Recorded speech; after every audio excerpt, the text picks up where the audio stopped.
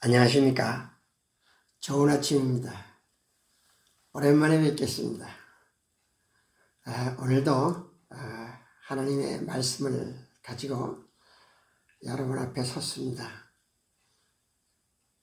우리는 참 신앙에 여러 가지 형태로 살아가고 있는데 참 과연 하나님 말씀에 얼마나 합당하게 살아가고 있는가 하는 부분을 생각해 봅니다. 오늘은 사도 바울이 말합니다. 갈라디아서 3장 3절에서 4절에 보면 너희가 이같이 어리석으냐 성령으로 시작하였다가 이제는 육체로 마치겠느냐 너희가 이같이 많은 괴로움을 헛되이 받았느냐 과연 그러냐. 사도 바울은 말합니다. 너희가 이같이 어리석으냐. 절규인지 탄식인지 책망인지 깊이 생각해 볼 필요가 있습니다. 갈라디아 교회 성도들이 성령으로 시작했다가 자꾸 육체로 돌아가는 모습을 보고 책망인가 탄식인가 아니면 절규인가 이런 외침을 가져봅니다. 우리가 성령으로 시작하였다가 육체로 마치는 경우가 어떤 경우인가? 믿음을 성령으로 시작했는데 아무리 성령으로 시작을 해도 잘못된 교훈에 끌려가면 육체로 마치는 교훈이 됩니다. 우리가 교회에서 믿음 생활하는 상태를 한번 살펴볼 필요가 있죠.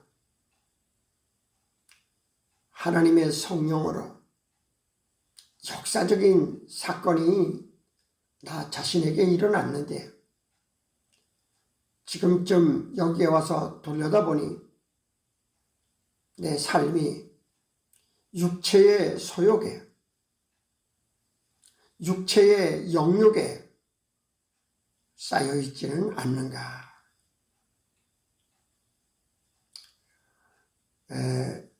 우리가 잘못된 교훈이라는 것은 교회에 진리를 놓고 유대인들은 율법주의를 강조했고 헬라인들은 철학으로 이끌려갔고 이방 종교 사상은 또 복음주의 신앙가들은 자유주의 신학으로 끌려가서 결국은 인간 중심주의가 된 것을 말합니다. 바울은 경고하고 있습니다. 골로새서 2장 8절에 누가 철학과 헛된 속임수로 너희를 사로잡을까 주의하라. 이것은 사람의 전통과 세상의 초등학문을 따르며 그리스도를 따름이 아니니라. 아무리 휘황찬란한 강대상 위에서 말씀을 선포한다고 해도 철학이나 문학이나 또 어떤 개인의 사욕에 따르는 속임수 이런 것들이 선포될 수가 있다는 것입니다. 아무리 똑똑하고 잘하고 말 잘하고 해도 이건 세상의 전통과 세상의 초등학문이 될 수밖에 없다는 거죠. 골로새서 2장 20절에 보면 너희가 세상의 초등학문에서 그리스도와 함께 죽었거든 어찌하여 세상에 사는 것과 같이 규례에 순종하느냐. 곧 붙잡지도 말고 맛보지도 말고 만지지도 말라 하는 것이니. 참 신앙생활이라는 것이 참 어떤 특수한 것에 매력을 느끼고 자기 자신의 어떤 만족을 채워주고 자기의 사정을 알아주고 그래서 거기에 위로를 받고 하는 것을 신앙으로 알고 있지만은 우리는 그렇게 살 사람이 아니고 갈라디아서 1장 8절에 보면 그러나 우리나 혹은 하늘로부터 온 천사라도 우리가 너희에게 전한 복음 외에 다른 복음을 전하면 저주를 받을지어다. 하늘로부터 온 천사, 우리 인간이 천사를 사모하지요. 그런 영역 있는 천사가 될지라도 그리스도의 십자가의 속죄와 부활, 영생을 말하는 그런 복음이 아닌 다른 복음, 그걸 전하면 저주를 받는다. 오늘날 온갖 철학적인 논쟁이나 구약의 혈통적인 선민, 계열의 우수성을 논함같이 지금도 독선적인 명목상의 보수 계열을 얼마나 논하고 있습니까? 그런데 그 보수의 실체를 들어가 보면 말할 수 없이 타락한 보수, 진리를 떠난 보수, 이런 것들이 우리 신앙인을 혼란하게 합니다. 이런 말을 하고 있으면 이런 말을 하는 사람을 꼰대라고 하기가 쉽습니다. 그런데요, 저는 꼰대라도 좋습니다. 내가 꼰대이기를 원하니까요. 고린도전서 1장 18절에 보면 십자가의 도가 멸망하는 자들에게는 미련한 것이요 구원을 받는 우리에게는 하나님의 능력이라 이랬습니다. 세상에서 미련하게 사는 것이 하나님의 구원의 능력의 은총을 입고 사는 것이 더 감사하다. 우리는 그리스도로 인하여 미련하고 약한 것 같지만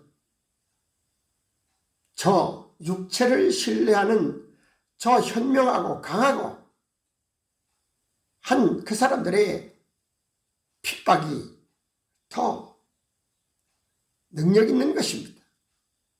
그걸 이기는 것이 더 힘인 것입니다.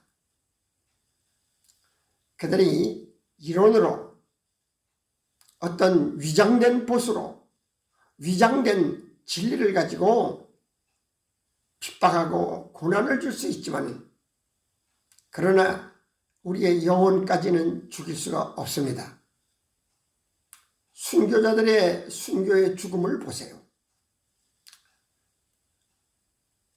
성령으로 시작했다가 육체로 마치는 역사가 또 무엇인가? 성령으로 시작했다는 건요, 영적 복을 목표로 하는 것입니다. 부활해서 영생의 복을 받는 것이 영적 복입니다. 그런데 교회 생활을 하면서 그 영적 목표는 어디로 가고 육체적인 축복으로 육체적인 욕망으로 가득한 것입니다. 그래서 결국 신앙생활의 종지부를 육체의 축복으로 마치는 것을 말합니다. 신앙의 투쟁을 위해서 미래에 온전히 나타날 하나님의 영광을 바라보다가 하나님께서 세상의 복을 주니까 언제 나도 모르게 육체적인 축복이 목표가 되어버렸어요. 우리의 미래의 영광은 말 그대로 미래지만은 눈에 보이는 복은, 물질은 현실입니다. 우리 구약성경에 소돔과 고모라를 택했던 아브라함의 조카 롯이 주는 교훈이 뭡니까? 우선 눈앞에 전개된 기름지고 비옥한 소돔 평화를 택한 그 롯의 모습은 어쩌면 오늘 우리들의 모습일 수도 있습니다. 하나님의 음성을 따라 우르를 떠났던 아브라함과 롯, 그 미지의 가나안 땅을 향해 가다가 그들에게 보여진 소돔 땅은 결국 그들의 미래를 망쳐버립니다. 이것이 우리에게 주는 교훈이에요. 그 기름졌던 그 평야가 소돔과 고모라의 저주 아래 맞춰지는 걸 보시지 않습니까? 그런데 놀라운 거는요, 그들이 자기만 망하는 것이 아니고 그 자손이 선민 이스라엘의 길을 막는, 이스라엘을 대적하는 모압과 암몬 족속이 되었다는 것입니다. 신앙생활이란 사람을 움직이고 마음을 움직입니다. 착하고 얌전해서 그야말로 순수해서 청지기를 삼아서 많은 것을 맡기시는 순간 그것을 자기의 소유로 알아요. 스스로 재물을 쌓는 그런 믿음이 되어 인생이 끝나고 자기 향락에 빠져버립니다. 그런데 많은 사람들이 믿음으로 복받는 영웅으로 존경하고 나도 그렇게 되기를 바랍니다. 미래 영생의 복은 사라진 줄을 모르는 거죠. 성령으로 시작했다가 육체로 마치는 역사. 너무 가슴 아픈 일이죠. 다시 한번 말씀드립니다. 너희가 이같이 어리석으냐?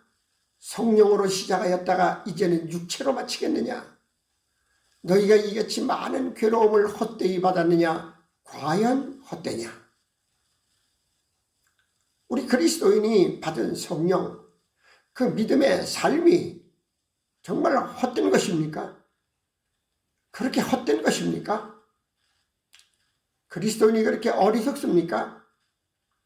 성령으로 시작했으면 성령으로 마치는 그러한 신실한 그리스도인이 되어야 할 것입니다. 오늘날 우리의 믿음의 미래를, 현실을 다시 한번 되돌아보며 사도 바울의 탄식, 사도 바울의 책망, 사도 바울의 절규를 기억해 볼 수 있고 그 기억 때문에 우리의 믿음이 제자리로 돌아와서 성령으로 시작해서 성령으로 마치는 하나님의 복이 함께 하시기를 간절히 소원해 봅니다. 감사합니다.